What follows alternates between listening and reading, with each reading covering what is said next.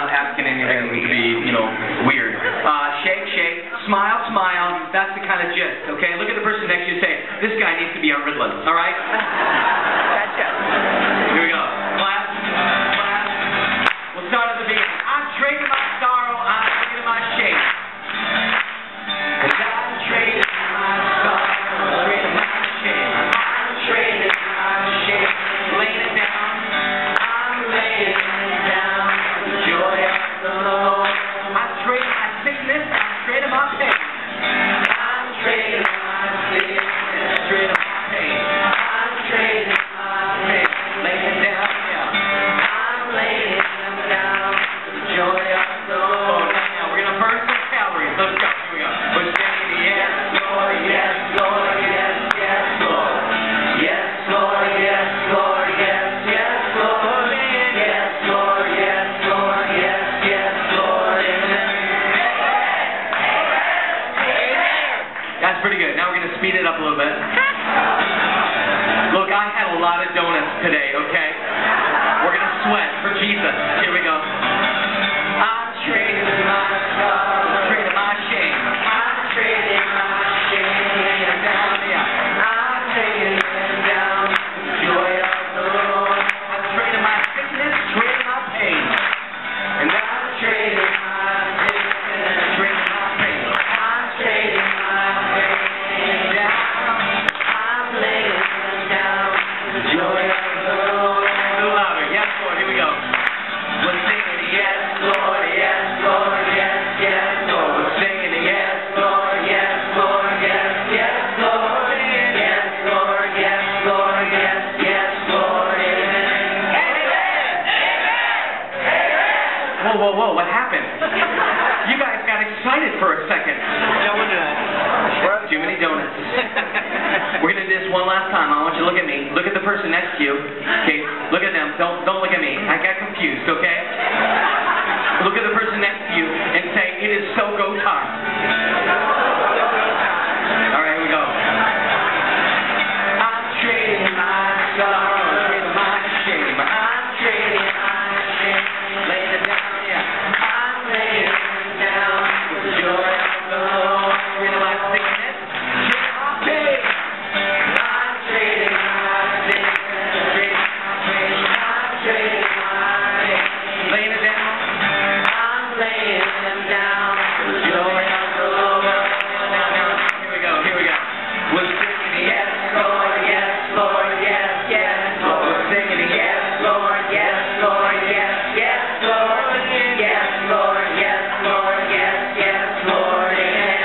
Amen. Amen. Amen. Very impressive. Have a seat, have a seat. Wonderful.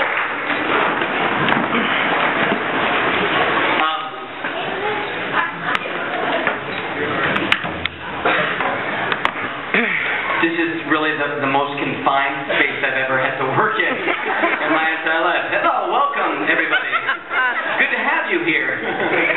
Maybe I'll go over there now. All right, yeah, I got it. Stay there. Don't even worry about it, Padre. What I'm going to do tonight is I'm going to introduce my wife, and she's going to come up here with me. And Linda and I are going to tell you a story together. And Linda and I, sometimes we tell the stories correctly when I tell them the way that she wants me to. And so, if you're married, you understand, right? So Linda and I, we want to tell you a story because tonight's topic is about love, okay? It's about love. Let me just say, love.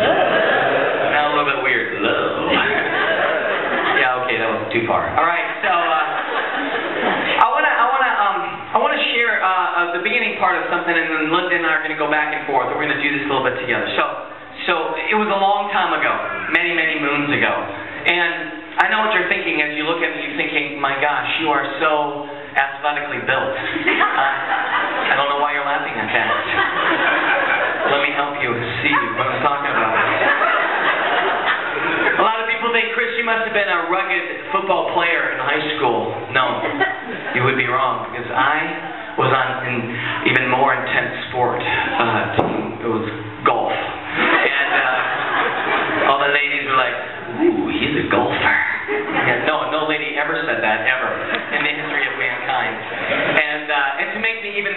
catch, I was in the band playing the trumpet. Yeah, wearing the polyester uniform with the feather coming off the top of the hat.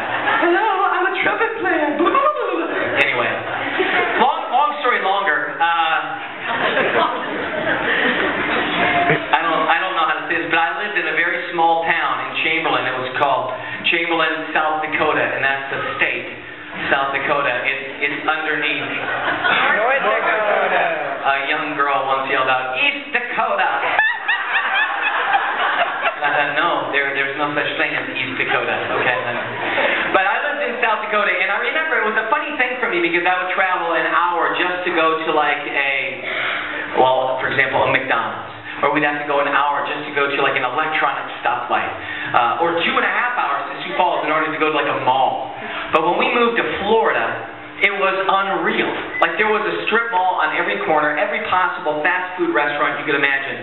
And the school that I went to, it seemed like it was about the size of the town that I had just left in South Dakota. It was a gigantic city, Bradenton, which is just a little bit south of Tampa, and it has Nick Volunteer's Tennis Academy, and it has Tropicana orange juice, and it was a very neat place for me to jump into my junior year of high school. I started to settle in my senior year, something crazy happened, and so I think I'm going to have my wife jump in and share.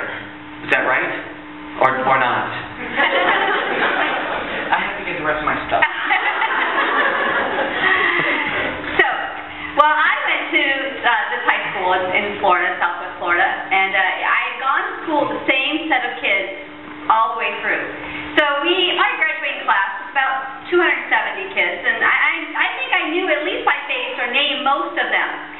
But every year, as seniors, you have this thing they vote on that's called the senior superlatives. They vote for who has the best smile, or the most athletic, the most talented, all that. And they also have this category called most unique personality. Well, this friend of mine, said she had somehow this inside scoop as to who had won which category before everybody else knew, and she was telling me who had won which category, and she got to most unique personality, and she said this guy named Chris Padget won it. And I thought, I don't think I've ever heard that name before.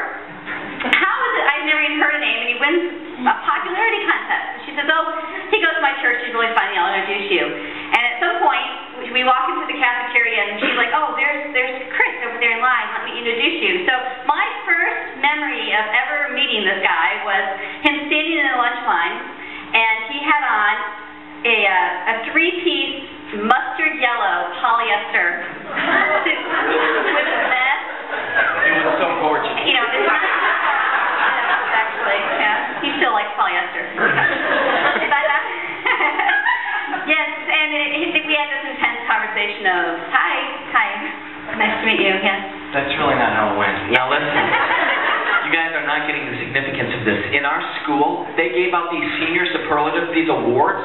I was a new kid from South Dakota, and I am the recipient of a great award, okay? Not as great as a lake lamp, but still a great award, all right? And I remember feeling so good because I won most unique personality, which means freak of nature, okay? And I was okay with that. Now, funny enough, earlier in that week, I think they had the homecoming court, and they were going to choose to see who was going to be the homecoming queen. And this was a big deal in our school because you couldn't just be pretty. You had to also be talented, right? And I remember the whole student body gathered into the gymnasium. And my friend Jason and I were sitting next to each other, and they had one very popular, beautiful girl after the other come up and do some talent for the whole student body to applaud and to appreciate. I remember one girl came out very pretty, very popular, but she was wearing an outfit that was probably her 12-year-old sister's. It was a unitard, a onesie, if you will. Now, I think probably because of her, they started the show What Not to Wear, because it got a little crazy. She was wearing the purple onesie, and she began to do a dance to a song called The Flying Purple People Eater. And it was like Barney on crack. It was out of control. Okay. Do you know when when your mother or you, when you buy those cinnamon buns at the grocery store and you pop the side of the can and the dough begins to ooze out the side of the can? I'm just saying she was oozing in places that ought not be oozing. Again, she was not struggling with any weight issues. She was very beautiful, very popular, but really, really bad at fashion and clothing. But after that, something else happened, a very memorable moment, and that word would be memorable. And memorable, abominable moment was when a girl came out wearing a silver sequined karate uniform, and she began to do a karate routine to like a Rocky Balboa song. And I thought to myself, I love her. And she began to karate chop and kung fu the air with such agility, flexibility, and dexterity. Any other ITY word I missed out, put it in there, okay? Duplicity. That doesn't make sense. But she did this kung fu routine, and I was captivated.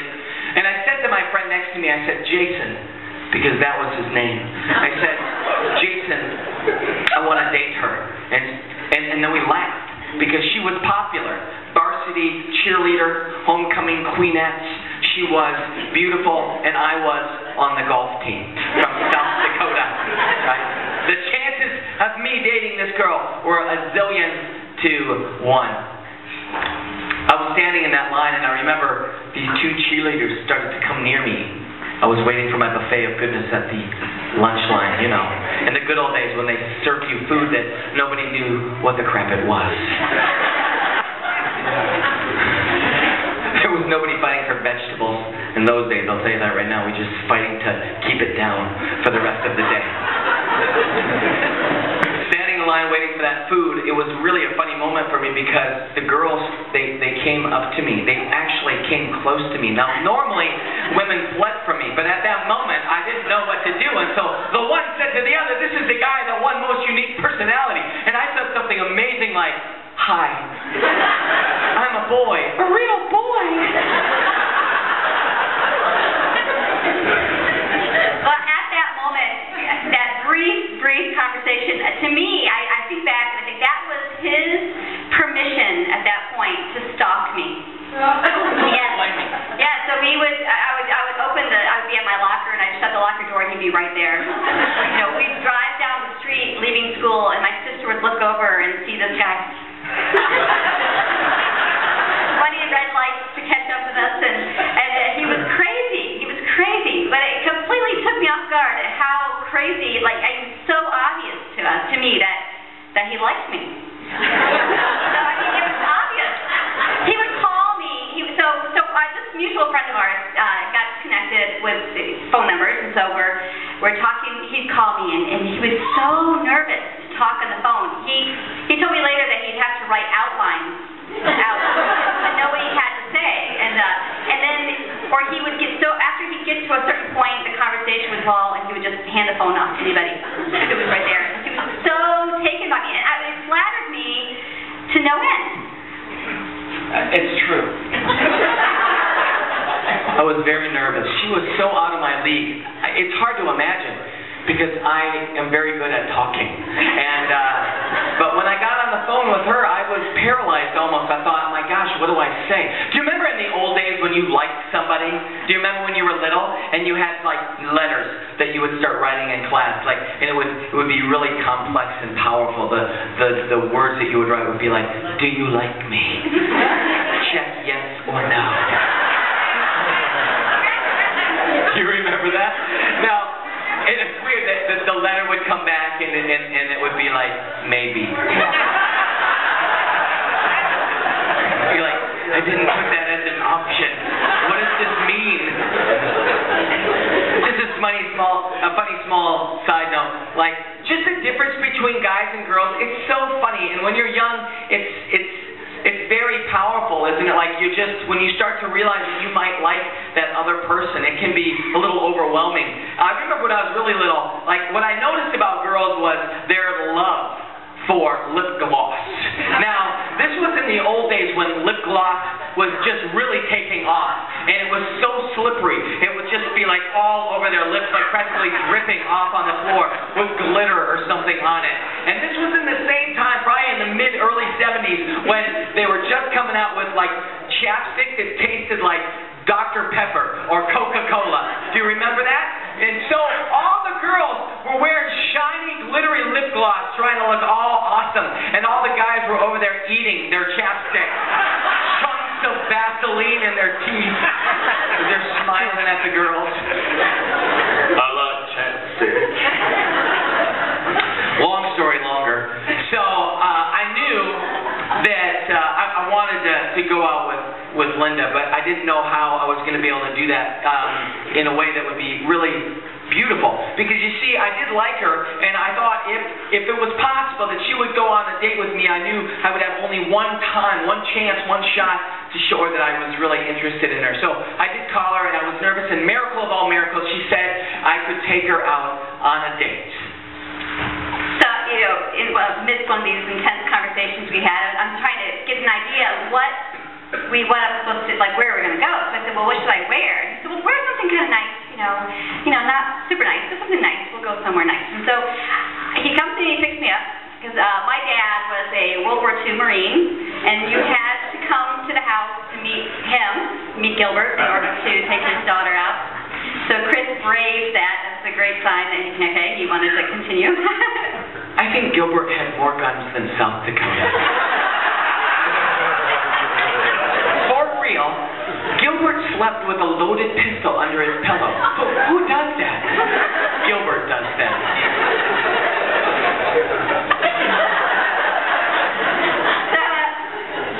He came to pick me up. So we went out. He opened the door for me. We get in the car. We drive away. And then next thing we know, we're pulling up in front of his house.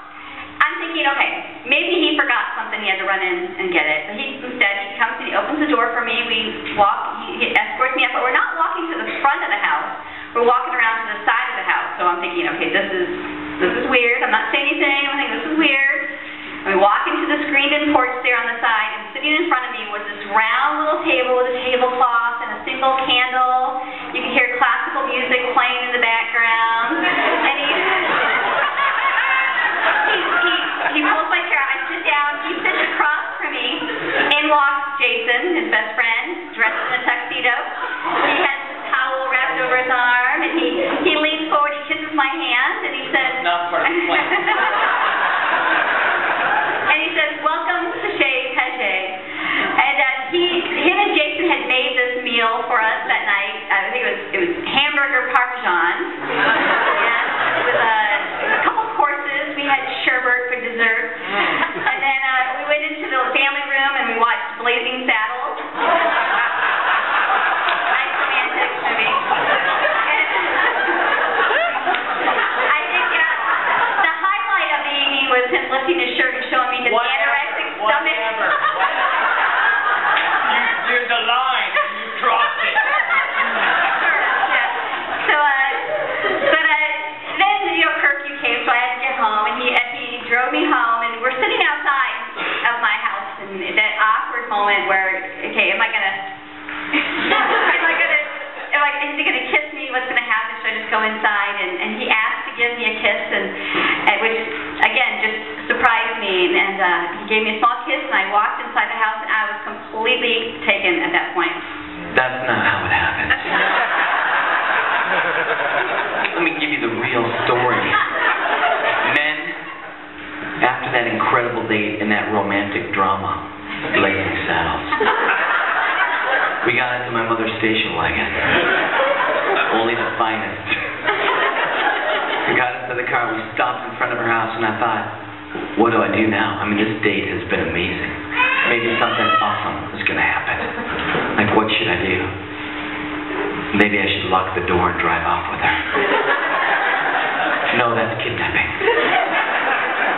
So I asked her if I could give her a kiss, and she said I could. So I kissed her on the lips.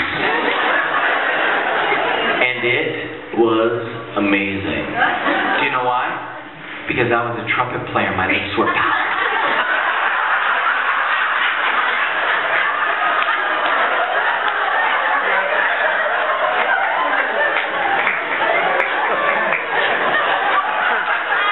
Let me show you what I'm talking about.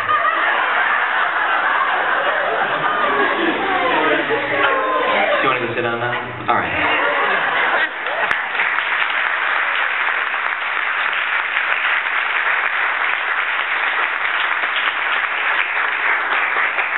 Tomorrow night, Linda and I are going to share a lot about our family. It is going to be hilarious.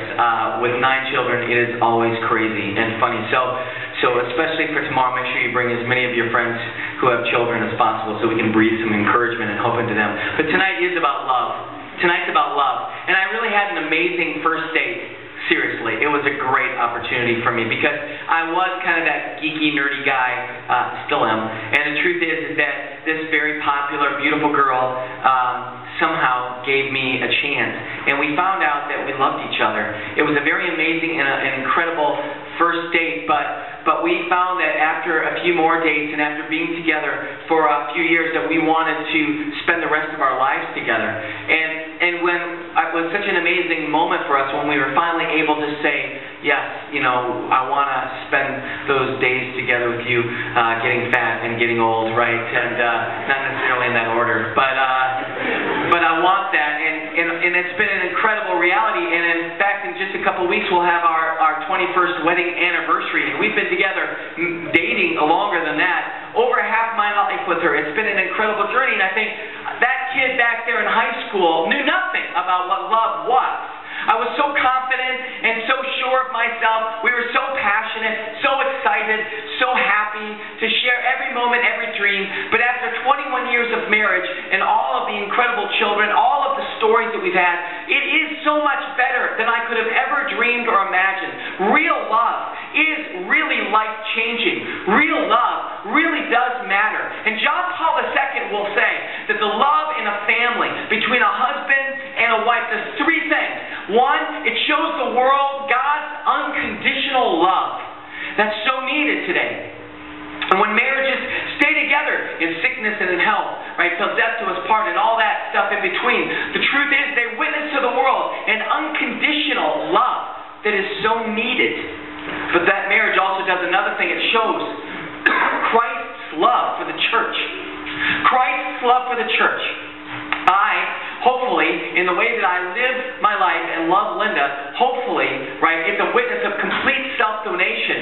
And that, sometimes that love between a husband and a wife, right, can sometimes show up 9 months later, visibly, tangibly, screaming and yelling, wanting things.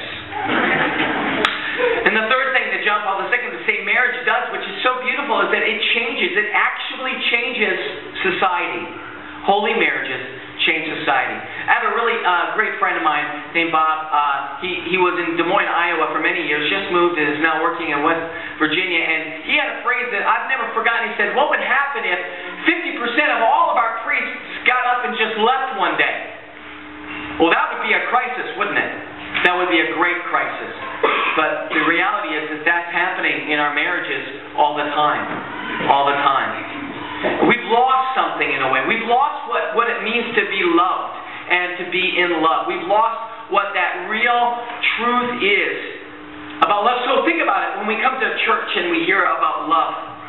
And Father John is so awesome because he has a big phrase here, right? It's 736 or whatever, and you are loved. But what does that word love mean? Now, if I said to a bunch of teenagers, we're going to talk about love tonight, immediately, like their eyes glaze over, drool begins to pour out their mouths. Visions in the old days of Zac Efron floated in front of their head. Get your head in the game. Get your head in the game. What should I do? Be in the school musical or play basketball? How do you call it? And all the girls are like, oh my gosh, I love you so much, Zac Efron. For those of you that are older, insert Clark Gable for Zac Efron. Or whoever it was back then. Charlie Chaplin. Whatever. Maybe too far. I might have gone too far. We're not that old. How are you? The truth is that things change, though, especially for young people. It was no longer Zac Efron. All of a sudden, I don't know if you noticed it here, but all the kids got crazy about this vampire named Edward Cullen. And all the girls were like, oh my gosh, I love you, Edward Cullen.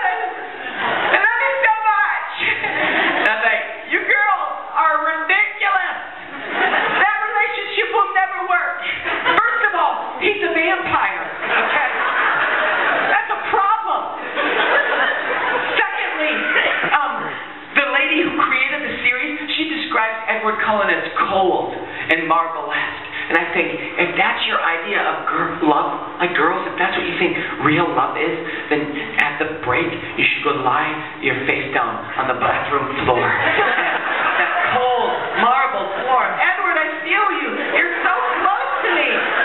And then stab yourself in the neck with a pen. Why are you biting me, Edward? Stephanie Meyer talks about Edward Cullen showing up in her bedroom, watching her sleep. People go to jail for that all the time. Okay?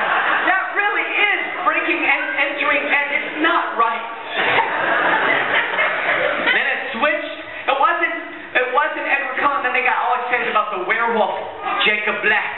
And here's the truth, Jacob Black, the reason all the girls liked him was because he never wore a shirt. His muscles were oozing all over the place. Sometimes when I take off my shirt in front of my wife, I say, hey, baby. But I don't get the reaction from her. Jacob Black does. One day I said to Linda, I said, honey, I have something very serious and very important to tell you. She said, what? I said, honey, I'm getting fat. She said to me, that's okay. I'm losing my eyesight.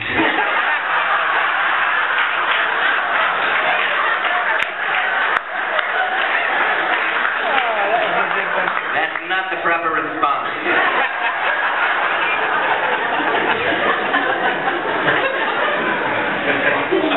Love. What is love? Kids have such a funny idea of love. I don't think we have so much of a weird idea once we get a little bit older and we've been down the block a few times and we know heavy breathing does not mean love. I love you so much. I'd be like, get an inhaler, buddy, okay? You got asthma. Hey, hi, are you going to come join me? Yes. You just do your thing, I'll do mine, all right? Whatever. Seriously. How can I compete with you? I can't. What am I supposed to do here? Oh, of course. And yeah. Is there a senior adult that wants to come sit up here too? Okay. Just make the circle of life.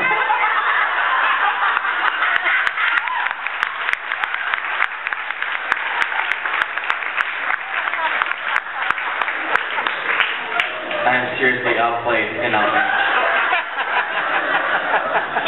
Did you want me to see this? Thanks. Okay. We'll just talk about it later. All right. Love. Let me give you four things. They're just going to do their thing. Actually, to be honest, this is awesome. This is my family. That's actually not my family, but that'd be weird. I should introduce myself. I don't even know you. Those are my kids. All right.